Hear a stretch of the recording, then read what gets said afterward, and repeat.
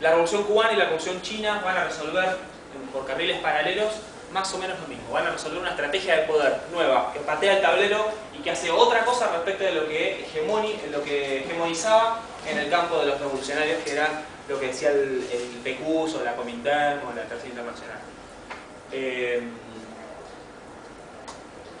El Che va a plantear, dice, la Revolución Cubana hace tres grandes aportaciones, tres grandes aportes a la lucha revolucionaria continental y mundial. Una, un ejército del pueblo, un ejército revolucionario. Las fuerzas populares pueden derrotar al ejército del Estado, al ejército regular del Estado, aunque esté bancado por el imperialismo, aunque tenga tecnología y herramientas técnicas muy superiores, aunque sea numéricamente mucho más grande cuando inicia la batalla. Un ejército del pueblo puede derrotar al ejército del Estado, al ejército represor.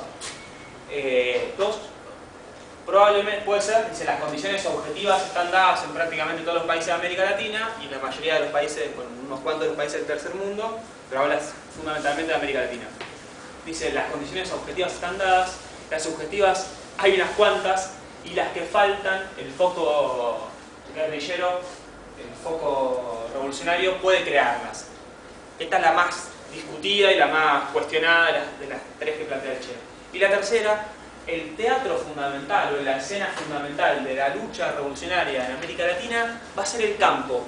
Y la clase protagonista, materialmente, la que le ponga el cuerpo físicamente, numéricamente, va a ser los trabajadores rurales. Asalariados rurales y campesinos van a ser los fundamentales en América Latina. En Cuba fueron más asalariados rurales, había campesinos, pero el desarrollo de las centrales azucareras, de la industria azucarera en Cuba, había hecho que gran parte, una gran masa de campesinos fueran empleados asalariados de las centrales, digamos.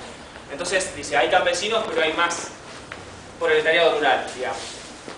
Pero dice, en el resto de América Latina, el capitalismo y el desarrollo de los monopolios o el ingreso de los capitalistas, del capitalismo imperialista, se va a parar incluso sobre rémoras que quedan algunas rémoras feudales, pero no son las que predominan.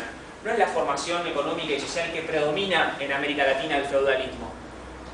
Que los partidos comunistas vinculados a la Unión Soviética plantean en esto de la revolución por etapas que todavía predominan las formaciones sociales feudales en América Latina.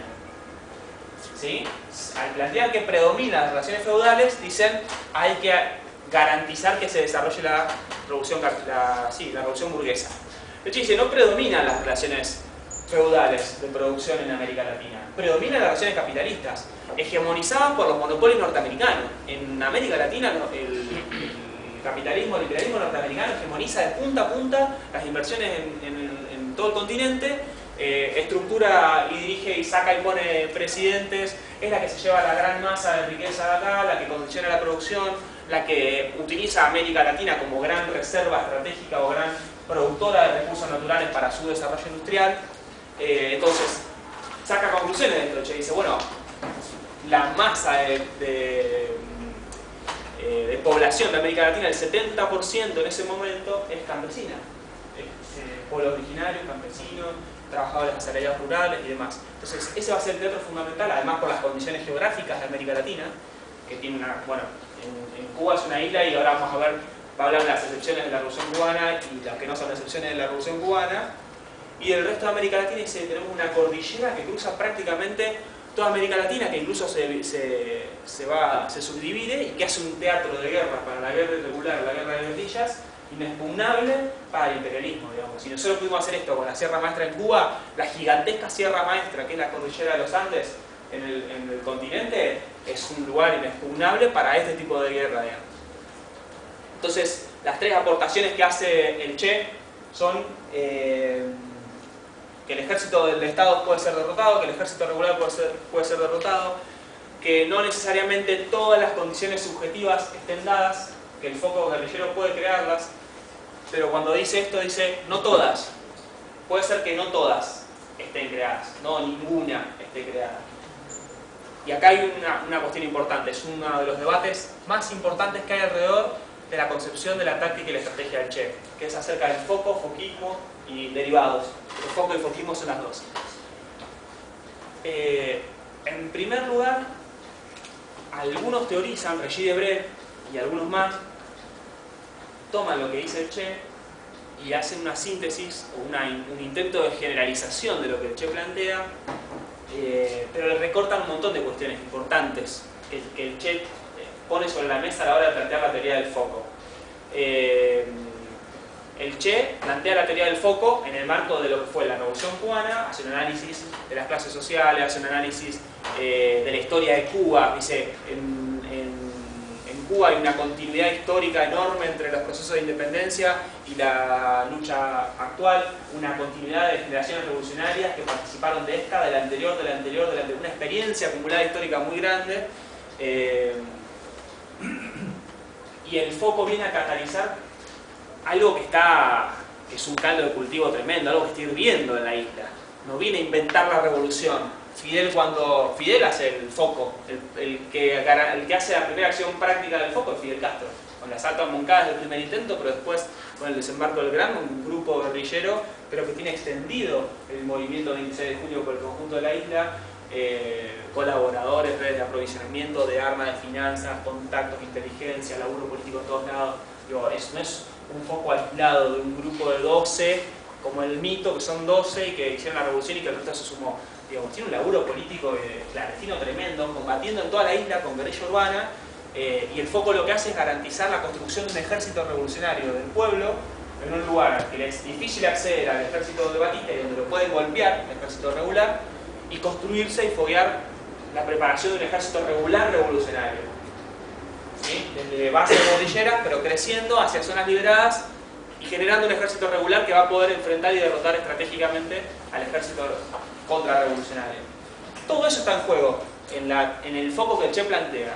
Algunos desfiguran eso y plantean que en cualquier contexto, sin todos esos elementos que aportábamos recién, se puede hacer el foco, implantar el foco, y el foco puede generar todo lo, implantar todo lo demás. El Che dice no, el foco puede empujar y acelerar el proceso de desarrollo de algunas condiciones subjetivas, que tiene que ver con la construcción del partido revolucionario, que tiene que ver con que el desarrollo de la guerra a través de un ejército del pueblo no solamente plantea hacia el conjunto del pueblo la necesidad del triunfo de la revolución, y eso es algo que el Che dice, eso está claro, la necesidad de la transformación social en América Latina está arriba de la mesa. Lo que hay que demostrar es la posibilidad del triunfo de la revolución de América Latina.